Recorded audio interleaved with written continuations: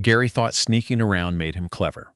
Linda thought standing beside him at luxury condo showings made her powerful. But every meeting, every signature, every whispered insult was being watched. Brenda hired a private investigator who caught the fare, photographed the condo plan, recorded the fraud, and exposed the lie behind Gary S.'s so-called new life. The man bragging about his future was really walking straight into trap, and when Brenda finally answered his drunken video call, she didn't need to scream. The evidence was already louder than any argument. My husband called on speaker while I handled divorce papers. His friends were cheering, I interrupted. Linda is laughing? Cute. She has no idea you used our joint card for her condo deposit, which I just cancelled. Hello, everyone. Thrilled you are here. Grab a warm drink and drop a letter in the comments. Let us get into it. I was at my design firm checking a blueprint that felt off. The structure was sound, but the flow, completely wrong. It mirrored my life. Solid outside, but crumbling within. Afternoon sun cut through the blinds, casting long shadows across my desk. It was dead quiet, the kind of silence you earn after 30 years of grinding. Then, my phone shattered the peace. A video call from Gary. My stomach flipped. He never video called. Gary was a guy who stuck to grunts and texts since he quit real estate. I tapped the button, expecting him to ask about a lost jacket or demand his favorite beer. Instead, a neon-soaked blur and the roar of a dive bar filled the screen. The camera sat against a picture, angled up at his red face. But I heard him fine. She picked up. She actually picked up. Gary sounded drunk, arrogant, and frankly, repulsive. Hey, Brenda, you there? Got the guys here? And Linda, my best friend of 20 years. My heart hammered, but I kept my voice steady.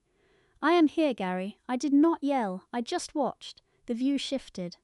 I saw his deadbeat drinking buddies, guys who had not worked in ages, and there, leaning in with a glassy giggle, was Linda. She waved, fluttering her fingers like she was greeting a fan, not the woman whose husband she was currently draped over. Celebrating, Brenda? Gary shouted over the music. Celebrating our freedom! Freedom? I leaned back in my leather chair. Ice settled in my veins. That is right. I am at the lawyer's office. Well, we just left. Gary laughed, clinking his glass against Linda's. I told him to draw it up. Finalizing the divorce, babe. Done with the nagging. Done with you controlling the money. I need a woman who knows how to have fun, not one who treats me like staff. The table roared with laughter. Linda covered her mouth, faking shock, but her eyes glittered with spite. Oh, Gary, stop it, she purred, pressing closer. I am serious, Gary yelled at my phone like I was a heckler. I am taking half Brenda, half the firm, half the house, half the retirement, and I am spending it on a life that does not smell like sawdust. Consider this your notice. You are fired from being my wife. The laughter grew uglier. It shattered 25 years of marriage, of me paying his debts, holding his hand through grief, and building a life so he could stand on top of it and spit down. He expected tears. He expected me to crumble. He had no clue who he was dealing with while he played big shot with cheap beer. I had been busy. He did not know about the forensic accountant I hired. He did not know about the emails currently lighting up my screen. I took a breath. The blueprint on my desk finally made sense. I knew exactly which wall needed to come down. Gary, I said. My voice was not loud, but it cut through the noise like a diamond. Before you celebrate too hard, and before you sign a single thing, I paused. His smug smile faltered. The laughter died down as the mood shifted. What? He sneered. You going to beg me to stay? No, I said. I just have a question. Thanks for watching. Where are you tuning in from? Tell me below. Let us rewind.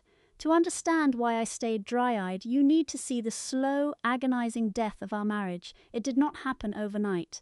It was death by 1,000 cuts. It started 6 months ago, on a Tuesday. The kitchen smelled of fresh coffee and the chill of a Chicago autumn. I was at the island reviewing a kitchen remodel contract. Gary shuffled in around 10, scratching his stomach in sweatpants. Morning, I said, keeping it light. Coffee is ready, he grunted, pouring a mug without looking at me. Out of creamer, he muttered. I put it on the list, I said. Then I decided to try again. I pulled a small, cream-coloured envelope from my bag. Tickets to a jazz show downtown for Friday. We used to love jazz. Hey, I thought maybe dinner at that Italian spot before the show. Just us, no phones, no talk about the business. Gary stopped stirring. He eyed the envelope like it was a legal subpoena. He walked to the fridge where our colour-coded calendar hung. My work in blue, bills in green, social plans in red. He grabbed a thick, red permanent marker. He uncapped it with his teeth. Then, with a squeak that grated on my nerves, he drew a massive, aggressive X through Friday. "Do not plan anything cute," he said, not even turning around. "I am busy." I sat there, the envelope feeling heavy. "Busy? Gary, you have not worked in 2 years. Busy with what?" He spun around, eyes cold. "Stuff, Brenda? I have stuff. I need space to find myself. You are always organizing. It is suffocating. No eye contact." Just the marker scratch and the thud of the fridge door. "I am trying to celebrate us," I said, voice trembling. 25 years, Gary. 25 years of what?" He shot back. "Of you working? Of you being the big boss? You think just because you pay the bills, you own my time? I am not one of your contractors, Brenda. You cannot schedule me." He walked past, grabbing a bagel. "Do not get needy. It is pathetic. If I knew breakfast would be like this, I would have stayed in bed." I watched him leave. The kitchen felt hollow. I looked at the calendar. That red X looked less like a schedule change and more like a target. I came from nothing. My father was a carpenter, a man who smelled of pine and honest sweat. I built my company from a rusty truck and a toolbox. I built this house. I carried Gary when real estate crashed in 2008. I carried him through his depression. I carried him when he decided he was too senior for entry-level sales. I had carried him so long I forgot how to stand straight. That morning, staring at the fridge, something clicked. It was not anger yet. It was pure clarity. He did not want to celebrate because in his mind there was no us. Just me, the bank account, and him the victim of my success. I shredded the tickets. The tearing paper was our anniversary soundtrack. Later, I saw a notification on our joint account. A charge for a florist, $150. I assumed stupidly that maybe he felt bad. Maybe he bought flowers to apologize. I drove home with a spark of hope. I walked in expecting roses on the island. "Nothing. Gary?" I called out. "In the den," he yelled, "watching football. No flowers. Did you buy anything today?" I asked from the doorway.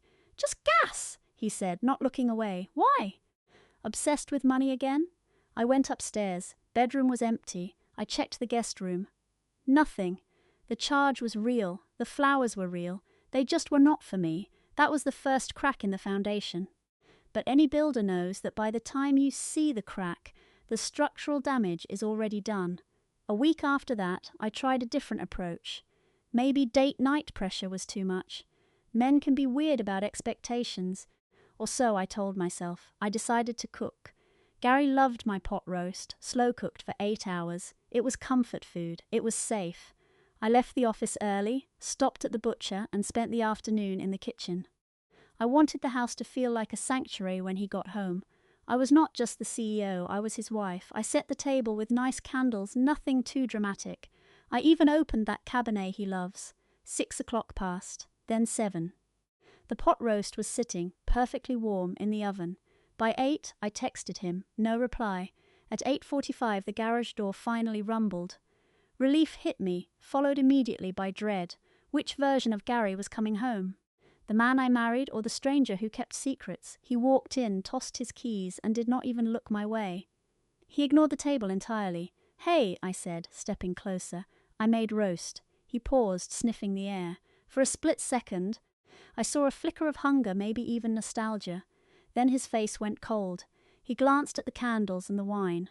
"I am not hungry," he muttered. "I made your favourite," I said. "It has been cooking all day, Gary." I grabbed a burger with Sam. He lied. I knew it was a lie because he did not smell like grease or onions. He smelled like cheap, cloying perfume. And underneath that floral scent, the sharp sting of gin. "You smell like a bar," I said, trying to keep my tone steady. He spun around, eyes flashing with sudden rage. "Here we go. The interrogation. Cannot a guy have a drink without the 3rd degree? You are suffocating me, Brenda. You are like a prison warden. I am your wife," I said, fighting back tears. I cooked. I just wanted to connect. "That is not connection," he snapped, gesturing at the food like it was trash. "That is pressure. You do nice things just to hold them over my head later. Like some saint, making dinner while I am supposedly out living. I see through your games. My heart was pounding. Games? Gary, I just wanted a meal together. You want control, he sneered. You run the office. You run this house. You want to control what I eat and when. I am not hungry. Throw it out for all I care. He stormed toward the stairs. As he brushed past, that scent hit me again, lilac and musk. Cheap, but unmistakable. Who were you with? I called out. He stopped on the second step without turning. People who actually appreciate me. People who do not treat me like a total disappointment. I do not treat you like that, I whispered, but the bedroom door slammed shut, shaking the floor. I stood in the silent kitchen with shadows stretching across the walls. I felt invisible. I call it gaslighting now, but back then I feared I was losing my grip. He twisted my reality until the truth vanished. I dumped our dinner in the trash. I was done cooking for a ghost. My husband upstairs, reeking of cheap gin, felt like a stranger. I called my friend Jade for support. We had been close for years, the fun, wild one. Jade had been divorced 5 years from a guy who went broke. We met at a local bistro. I was a wreck, but Jade looked flawless. You look drained, she cooed, her red nails flashing. Is it the firm? Is Paul the problem? I nodded, my voice shaking. He is acting like a different person. Angry. He missed our anniversary. She sighed. Oh, Elena, men hit weird phases. It is a midlife crisis, she said, sipping her drink. I need to be honest. You are a lot to handle, she said with a tight smile. That is why we are friends. But Paul feels emasculated. You run the company, you pay the bills. Maybe you are suffocating him. It felt like a slap. So what do I do? Stop working? No, she laughed. Loosen the reins. Let him have secrets. If he spends money, let him. You are rich. I am comfortable because I work 80 hours a week, I corrected her. Exactly, she beamed. Be the fun wife. Then a scent drifted over. Lilac and musk, I froze, the same scent on Paul's jacket. That perfume, I said, heart racing, is it new? Jade S. smile faltered, but she looked away. Just something cheap. It suits you, I said. Brain spinning, thanks. She checked her watch, got a run. Real estate showing. She hugged me tight. Back off, Elena. Let Paul breathe, trust me. I watched her walk away. The woman I trusted told me to ignore his absence. She smelled exactly like the friends Paul was with. I sat there as my coffee went cold. I was walking into a trap. And Jade was digging the pit. Not a chance. I drove straight to my accountant. Dave, my accountant, lived for tax loopholes. He looked pale when I stormed in. Everything okay? I want to see the personal accounts, I said, sitting down. The joint checking, the savings, the card I gave Paul. Dave hesitated. Paul said he was handling the reviews at home. He lied. Pull them up, I commanded. My blood boiled. It was a disaster. This was not a business. It was a hemorrhage. Start explaining, I said, pointing at the screen. $12,000 in cash withdrawals? Paul did not gamble. Where was it going? Dave clicked another tab. Things got darker. $300 steak dinners, hotel charges in our own zip code. Paul claimed they were for business networking, but he did not even have a business. My stomach turned. Then I saw it. A retainer for a high-end law firm. I realized the truth in a heartbeat. Paul was using our money to fund his exit strategy. He was sleeping around and buying jewelry for a mistress, all while using my paycheck to hire the man who would take me down. I pointed to a $5,000 deposit for a luxury condo. He was moving out. Dave stammered that Paul called it a surprise investment. He manipulated us both. I told Dave to print every single receipt. I needed to see the full scope of this betrayal. I needed a trust account for my niece today, move every liquid asset I could. Dave warned it would drain our joint account, but I did not care. I left that office with proof thick enough to break him. The numbers confirmed it. He was stealing, and he was not alone. The scent of lilac and musk came back to me. Jade. My gut twisted. This was a conspiracy between my husband and my best friend. I sat in my car, staring ahead. You want a war? You just declared one on the wrong person. The next few days were a blur. I cooked and chatted while he scrolled through his phone. He kept talking about fake leads on a duplex. He was texting her. I checked his truck's odometer, 50 miles a day enough to reach her apartment. Then a thunderstorm hit. He claimed he had a flat tire, but his hands were clean. You do not change a tire in a downpour without getting dirty. I handed him a towel and ran to his truck. The smell of that perfume was thick in the cab. I shined my flashlight on the floor mat. Muddy footprints, small ones. A woman's size 7 boot. I wear a 9. I checked the gap between the seat and console. My fingers brushed something sharp. I pulled out a pearl drop earring with a constant setting. I knew this earring. I had bought it for Jade's birthday. She had lost one in my husband's truck. I sat in that truck while the rain hammered the roof. It was not a hunch anymore. Paul and Jade, the two people I trusted, were laughing at me while spending my money. I wanted to scream, but I remembered the lawyer's retainer. I could not blow my cover yet. I tucked the earring into my pocket and walked back inside. Paul was at the bottom of the stairs, looking suspicious. I told him I was checking the gutters. I went to fix his tea, watching him smirk at his phone. "Drink up, Paul. You think you are winning, but I just found the evidence to bury you."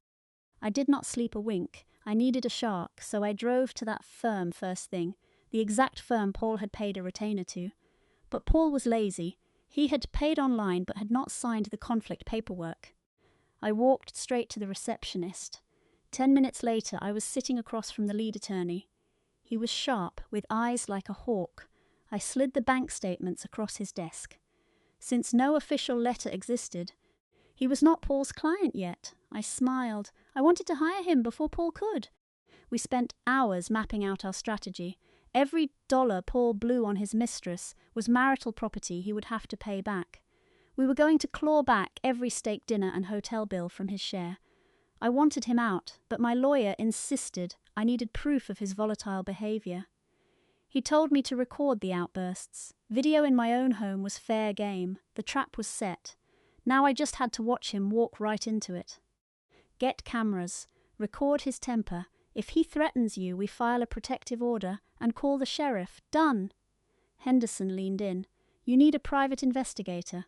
You know about the cheating, but you need hard proof, not just an earring.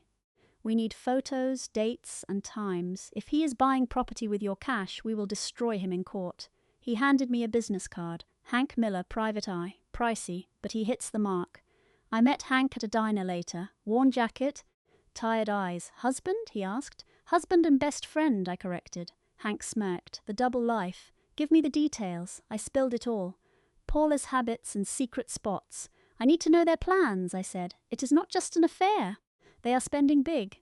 I will put a tracker on his car, Hank said. If your name is on the title, it is legal. It is, I said. I paid for that truck. Then we are set. Give me 3 days. You will have a report. Driving home, I felt weirdly calm. For the first time in months, I wasn't scared. I had a team, a sharp lawyer and a pro detective. I hit an electronics shop and bought 3 hidden cameras.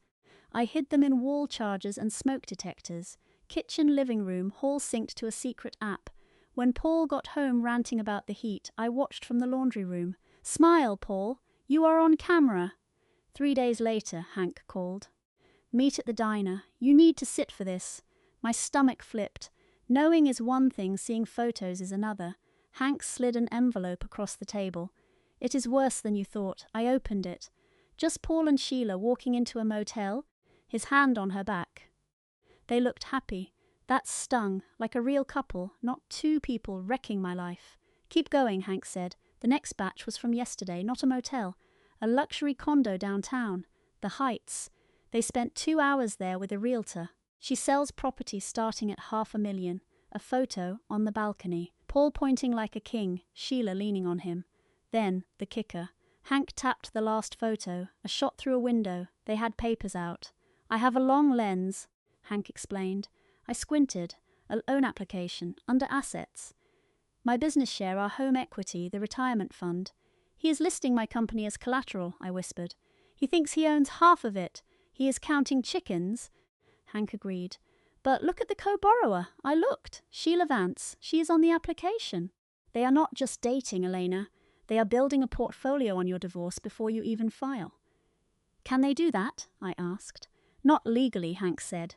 This is fraud. I stared at the pictures. The betrayal was deeper than the affair. This was theft.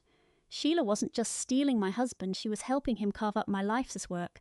They were planning a luxury life paid for by my sweat. "There is one more thing," Hank said. "I have audio, a parabolic mic." "Play it," I said. Hank put an earbud in. I heard the wind, then Paula's voice, clear as day. "Don't worry, babe. The old hag is clueless. She is so desperate to keep me she is cooking dinners. I will string her along until the bonus hits. Then I file. We take the cash, and she will be working until she is 80 to pay my alimony." Sheila laughed. "You are so smart." That snake. I pulled out my earbud, cold calm replacing the shock. Pure, distilled hate. "You good?" Hank asked. "I'm better than good," I said. "I have everything. What's the play?" Hank asked. I stood up. "He wants to play me for a fool." "Fine." I let him walk off the cliff he built. I paid Hank and drove home, picturing his greedy face. "You want a show, Gary? You got it." I walked inside. He was on the couch. "Hey," he grunted. "Hey, honey," I said, forcing a smile. "I've been thinking. You rewrite. I've been too controlling. Let's talk about giving you more investment access." Gary sat up, eyes gleaming. "Really? Really?" I lied. "Let's talk over dinner." The trap was set. Now I just waited for him to bite. For 2 weeks, I was an Academy Award winner. My stage was the kitchen. My audience was a cheating husband who thought he was a genius. Hearing them plot to blow my money, the hurt vanished.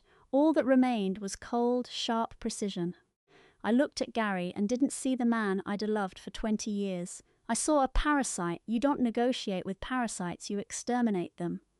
I started Tuesday with a bottle of top-shelf scotch, the kind he loved but I never bought. "What is this?" Gary asked, texting. "Probably the mistress, a peace offering," I said. "I've been thinking about what you said, about feeling trapped." He put his phone down. And I think you ray right," I lied. "It tasted like ash." But I smiled. "I've been so focused on business, I forgot to let you lead." His chest puffed out. It was pathetic how easily he fell for it. "Well, I've been saying that for years, Brenda. Real estate is finally bouncing back." "Exactly," I said. "You need capital. You can ask me for permission for every client dinner." I reached into my bag and pulled out a sleek black envelope. I spoke to the bank. I authorized a secondary card on my business credit line. $50,000 limit. It's S for investment opportunities. I handed it over. Gary looked at the card like it was solid gold. He was already seeing his freedom. "Brenda, this is a big step," he said, trying to sound solemn while a smirk twitched. "I appreciate you finally trusting me." "I do," I said. "I trust you to hang yourself with the rope I just handed you. But, Gary, there is one catch. It is a new account, so fraud protection is high. If you make a big purchase, give me a heads up to clear it on the app. Otherwise, it might decline." Sure. He waved his hand. "Sure, business," I agreed. That night, I heard him calling from the garage. I checked my hidden feed. Gary whispered, "Babe, you won't believe it. The old lady just gave me a $50,000 credit line. She basically paid me to leave. We can put the deposit on that luxury condo next week. She's clueless. It is too easy." I watched him pace, drunk on his own ego. He thought he was the predator. He had no idea that card was just bait. He'd already swallowed the hook. I played along for 10 more days. I cooked his favorites, stopped questioning the late nights. When he smelled like cheap perfume, I said nothing. I just asked if he closed the deal. Almost. He'd wink. Every time he gave me that smug look, I added another 0 to the divorce settlement. Acting like a doormat takes a toll, but my lawyer helped me stay grounded. We were building a fortress. Every text, every charge, every lie, it all went into the file. Gary thought he was launching a strike. He was actually marching into an ambush. "Just a few more days," I told my reflection. "Keep it together. The ending will be perfect." While Gary window shopped for his new love nest, I executed a financial move that would stun a pro. Divorce is about liquidity. Cash is king. Gary had access to our $80,000 joint account, our emergency fund. If he filed first, a judge would freeze it. Or worse, he'd drain it, and I'd spend years fighting for a cent. I refused to let that happen. I met with my accountant and my lawyer early Monday. "The trust," I asked. "Is it ready?" "The family trust is active," my lawyer nodded. "It is an irrevocable trust for your niece's education. Perfectly legal. You read the trustee." "Good," I said. "Move $75,000 from the joint account into the trust." Today, my accountant looked nervous. "Sarah, That leaves 5 grand. Gary will notice. That S the plan, I said. I want that money gone. If he asks, I'll say it S in a high-yield bond for taxes. He's clueless about money. He'll fall for it. The limit? My lawyer asked. 50 grand? I grinned. That S the best part. It S a sub-account on my corporate line. I can kill it from my phone instantly. You gave him a card that works until you say stop? My lawyer chuckled. Brutal. Necessary, I corrected. He S using that card for the condo deposit this Friday. I saw the invite on his tablet. Friday, my lawyer mused. 3 days out. I need the restraining order ready for Friday morning, I said. I have footage of him snapping a chair and threatening arson. Is it enough? My lawyer reviewed the file. With the audio of his fraud plans? And the threat video? In this county? Yes. It's S enough for an emergency order. We see the judge without him. He signs it, the sheriff serves him, and he has 10 minutes to pack before he's out. Perfect, I said. I left the office and checked my banking app. Transfer complete. The account Gary thought was his personal slush fund was empty. Funds were safe in the trust. When I got home, Gary was in high spirits. Humming in the kitchen. Hey, Hon, he chirped. See the market? Up 50 points. Didn't notice, I said, dropping my keys. Gary, I moved some cash for tax reasons. Balance looks low, but don't panic. It's invested. He froze, panic hitting his eyes. Moved? Where? How much? Most of it, I said casually, opening the fridge. Accountant said we had to offset business gains. It's locked for 6 months. But you have that credit card, right? We refined for daily costs. Relief washed over him. He actually sighed. Oh, okay. Yeah, the card. Fine. Smart move, babe. Investing is smart. He didn't care about the cash because he thought he had the magic plastic. He thought that card was his golden ticket.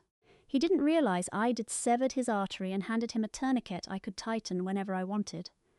By the way, he said, chewing, guys have a thing Friday, celebrating a friend S' birthday. I might be late. Friday, I repeated. Sure, have fun. I knew it wasn't a birthday. Friday was the condo closing. He planned to sign, swipe my card, and serve me papers over the weekend. I will, he grinned. It's a big day. Yes, I agreed. Eyeing the knife block. It certainly is. He had no idea that while he planned a celebration, I was planning an eviction. 2 days out, we had one final public performance. Our neighbours, the Millers, hosted a summer barbecue. Classic stuff. Burgers, beer, gossip. Usually Gary skipped these, but this year he insisted we attend. We should show our faces, he said, adjusting his polo. Look like the happy couple. Keep up appearances, right? He wanted witnesses. He wanted people to see us normals, so when he blindsided me, he could claim I'd just snapped. We arrived at 2. The party was loud, and standing by the cooler, holding a drink, was his mistress, of course. She lived 3 streets over, wearing a dress way too tight for a family event. Sarah, Gary, she waved, her voice grating. We walked over. Gary grabbed a beer and stood too close to her. Hey, Chloe, I said, sliding on my sunglasses to hide my disgust. Great turnout, Gary said, projecting. Man, it's good to relax. Sarah here's been working me to the bone, right, honey? He draped a heavy arm around my shoulder. Felt like a chain. We all work hard, Gary, I said stiffly.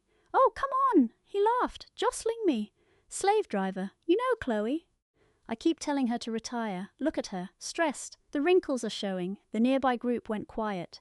A cruel, mean-spirited joke. Chloe giggled. Stop, Gary. Sarah looks distinguished. Besides, at our age, we can all be 25. She preened, smoothing her dress, implying she was the exception. Speak for yourself, Gary winked. I feel 25. Second wind coming. Big changes on the horizon. He raised his beer to new chapters. And upgrading. The neighbours exchanged awkward glances. They sensed it, the disrespect, the weird vibe between Gary and Chloe. I stood there, skin burning in the heat. Gary was flaunting his new life right in front of me, like he was toasting to his own affair. Really? Testing me? With what money, Gary? I asked. The room went dead silent. His smirk dropped. He claimed he had resources I didn't know about. I just gave him a look.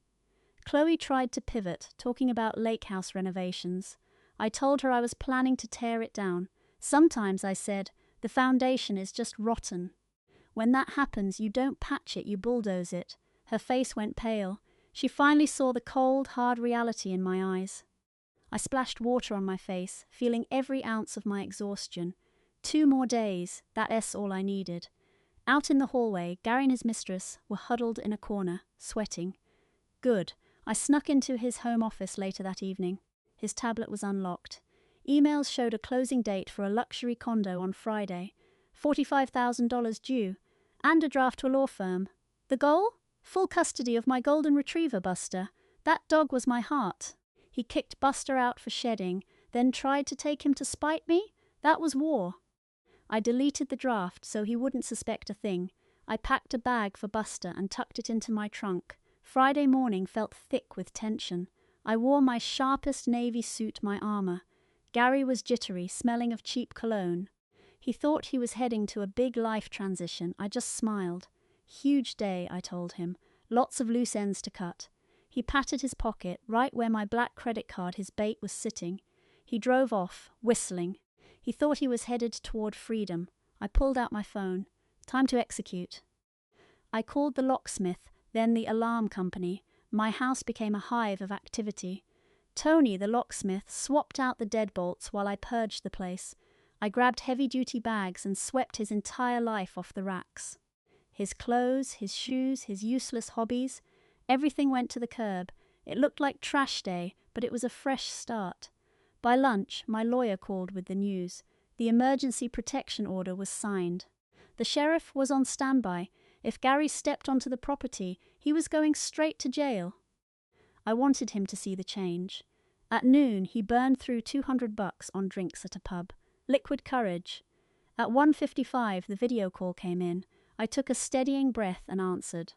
The screen was loud, a bar full of his friends, Linda smirking, and Gary looking like a winner. He bragged about finalizing the divorce. He thought he was taking half my life. My voice cut through the noise like ice. Before you sign anything, Gary, you need to listen. The bar chatter suddenly went quiet. He tried to play it cool, but I cut him off. I greeted his mistress, Chloe, right on camera. She froze. I told her she was about to put a down payment on a condo using my credit card. Gary claimed it was his card. I laughed. It was my business account. I reported it stolen 5 minutes ago.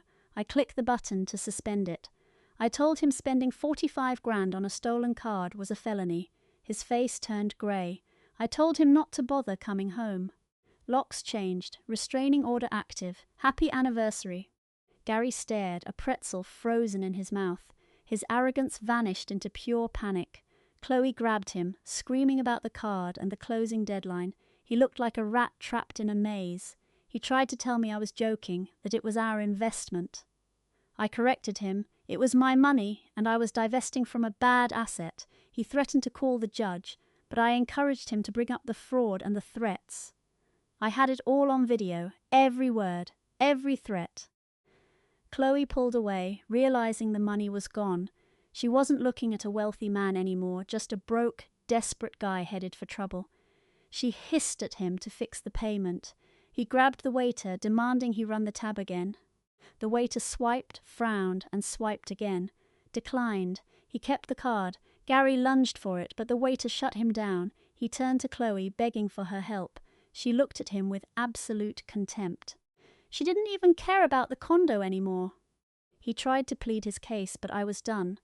Chloe grabbed her purse, furious. She realized he was flat broke and refused to go down with his sinking ship. She walked out. Gary turned back to the phone, begging for my love. I just laughed. You don't love me, you love my bank account, and that S gone.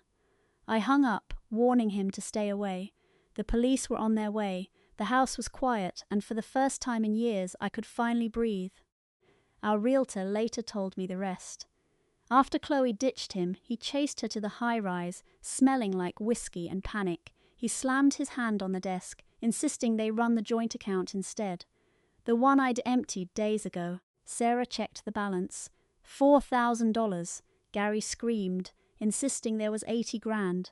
Sarah just looked at him and said it had been gone since Monday. Gary turned white. He finally realized I hadn't just cancelled a card. I had scorched the earth beneath his feet. A notification hit Chloe's phone. The word was out. Gary was broke. She didn't even yell. She just called him a loser and left for good. Back home, the sun was setting. I watched from the curtains. A taxi pulled up. Gary stumbled out, staring at the house. His house. No, my house. He saw the 6 black trash bags lined up on the curb like soldiers. He kicked one, spilling a shoe. He just stood there, staring at the front door, looking completely defeated. He stormed up the steps, face purple. He shoved his key in nothing. He slammed his shoulder into the wood, but the deadbolt held. He screamed that he lived there. I stayed silent. He grabbed a patio chair, ready to smash the glass. I tapped my screen. "Police," I said. "My ex is trying to break in. I have a protective order. Dispatch confirmed help was coming. Neighbors were watching the king of the castle have a total breakdown." He threw the chair, watched it bounce off the brick, and collapsed in a heap. Blue lights flashed. I sipped my tea. Perfection. Gary kept pounding. "Let me in!" an officer shouted. "Step away!" Gary spun, wild-eyed. "She changed the locks!" "That S! Illegal! Are you Gary?" "Yes, I am the victim." The deputy walked up, holding a paper. "We have a judge-signed order this morning. Vacate these premises immediately and stay 500 feet from me." "That S is a lie!" Gary screamed, pointing at my window. "She's crazy!" "Put your hands behind your back," the deputy ordered. "For what?" "Disorderly conduct and breaking and entering. You're under arrest." The metal clicked, the most satisfying sound ever. They dragged him away as he shouted. He passed the trash bags. "My expensive suits," he yelled. "We'll collect your things later," the officer said, shoving him into the cruiser. I stepped onto the porch as the car drove off. The evening was quiet. Neighbors waved. I waved back. Not embarrassed, liberated. I checked the bags on the curb. I wanted him to have his things, nothing more. My phone rang. My lawyer, Henderson. "Did it go through?" he asked. "He is in the cruiser," I replied. "Good," he said. "That seals the violation. I will have his attorney collect his belongings from storage. Do not keep them on the curb." "It looks bad for the court," he warned. "I will move them tomorrow." I said. Henderson paused. "You did good, Brenda. Most people fold. I folded for 25 years, Arthur," I told him. "I am done folding." That night the house felt clean. No smell of booze or resentment. Just lemon polish and peace. I slept in the king bed, my dog, Buster, curled up at my feet. Dave always hated that. "You're bed now, buddy," I whispered. The fallout began the next morning. Dave called from jail. I did not pick up. He left a voicemail. "Brenda, please. I am sorry, bail me out. Chloe is gone. Mom is in Florida. I love you." I saved the message not to listen, but as evidence. Evidence of his cycle. Abuse, discard, regret, hover. A perfect, toxic pattern. And I was finished with his drama. I called the storage company. I prepaid 1 month. After that, they could auction it. I hired some kids to haul the bags away and texted the code to Dave. Unit 4B, code 1234. Good luck. Then I blocked him. The legal battle was just a systematic dismantling. Dave tried for a fancy lawyer, but lawyers need cash, and Dave had none. His cards were gone, the accounts empty. He ended up with a court-appointed mediator. We met 3 weeks later. Dave looked terrible. Wrinkled suit, gaunt face. He could not even look me in the eye. Henderson laid it all out. The claim for wasted assets was our winning hand. My attorney told the mediator, Mr. Miller spent $40,000 of our savings on his mistress, Sarah, over 6 months. We had receipts for luxury hotels, jewelry, fine dining, and vacations. Illinois law mandates that money be returned to the estate before any split. The mediator scanned the proof, then turned to Dave. "Is this true?" Dave stammered, claiming we were mentally separated. The mediator snapped. "The marriage ends when a judge says it does. You owe the estate $40,000. Next came the business valuation. Dave demanded half of my design firm. I helped build that, Dave argued. I gave her advice.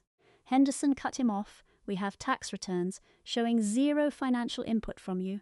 We have sworn statements from my staff saying you never worked a day. And we have recordings of you plotting to ruin the company. No judge will hand you shares in a business you tried to sabotage." Dave collapsed, watching his imaginary payout vanish. The final settlement was brutal for him. I kept the house. I kept 100% of my company. I kept my retirement and the trust. Dave got his truck, which I paid off, just to be rid of the loan, his clothes, and a $20,000 cash payout. That was his share of the home equity minus the $40,000 he blew on Sarah and the legal bills he caused. $20,000! That was his total after 25 years. It would barely cover a year of rent. That is not fair, Dave cried. Fair?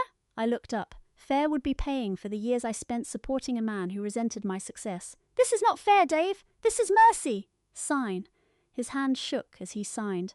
Leaving the courthouse, Dave tried to corner me one last time. Brenda, what do I do now? Where do I go? You are a man of vision, Dave, I said, throwing his own words back at him. I am sure you have big ideas waiting. I put on my shades and walked to my car without looking back. You might wonder about the lovebirds. Karma is real. It is a boomerang, and when you throw it hard enough, it comes back fast. Sarah did not just lose Dave. She lost her social status. Reputation is everything in these suburbs. Once everyone found out, Sarah tried to fleece a friend and wound up with a broke, homeless bum. Her social life vanished. Kicked out of her clubs, shunned at galas, even ignored by local agents. She was toxic. 2 months later, she begged to meet, swearing Kyle played her too. I did not block her immediately. I just sent one photo, a mountain of trash bags on the curb. Told her that is where garbage goes. Then slammed the door on her for good. Rumor has it, she crawled back to her sister in rural Wisconsin. Good riddance. As for Kyle, he burned through that $20,000 in 90 days. Tried launching a consulting business, but failed because he has zero actual talent. Rent went unpaid. He ended up right where he belonged, his mother's basement. His mom, who used to insult my housekeeping, was suddenly stuck raising a 55-year-old man who just played video games and whined. I ran into him 6 months later at the market. He looked haggard in a stained shirt, grabbing frozen pizza and bargain beer. He was actually screaming at the clerk over an expired coupon. I could have laughed. I could have said something snide. Instead, I just moved to the next register. He was not worth the energy. Total stranger. A year after the divorce, my home feels different. I finally knocked down that kitchen wall, the renovation I wanted, the day he dropped the bomb. It is open, airy, and bright. I painted the room sage, bought fresh linens, and treated myself to a new car. My firm had its best year ever. Without Kyle dragging me down, my business really took off. We just signed a contract to redesign the city library, but the real change is inside. I used to fear solitude. I dreaded that empty chair at dinner. Now that chair is just peace. A life free from lies, theft, and constant belittling. I joined a hiking group and started pottery on Thursdays. My hands are finally covered in clay, not stressful bank statements. Last week, I met someone on the trail. His name is Robert, a retired architect. He asked for coffee, just wanting good conversation, no drama, no expectations. We split the bill. It was more romantic than anything I have felt in years. I do not know where it leads, and I do not care. For the first time, I am whole on my own. I am in my garden now, writing this. My dog is chasing butterflies near the hydrangeas. The sun is setting over the life I fought to reclaim. If you feel that knot in your gut or walk on eggshells, listen to your instincts. Check your accounts and never hesitate to change the locks. You are the architect of your own existence. Do not let anyone else write your story. Thank you for listening. If you enjoyed this journey toward justice, please share it. Stay strong and remember, the best revenge is a life lived well. Looking at my journey, this is more than just winning after a betrayal. It is a powerful awakening of self-worth. It proves kindness should never be confused with weakness, and sometimes silence is the ultimate strategy for taking your power back. True dignity is not about avoiding mistakes. It is the courage to stand up, shake off the dust, and demand the respect you earned. We teach people how to treat us by what we tolerate. Let this be proof that you are the architect of your own happiness, and it is never too late to dump the toxicity and build a future that honors your soul. If you found this story on resilience valuable, please share your thoughts or comment good below. We appreciate you being here and look forward to the next story.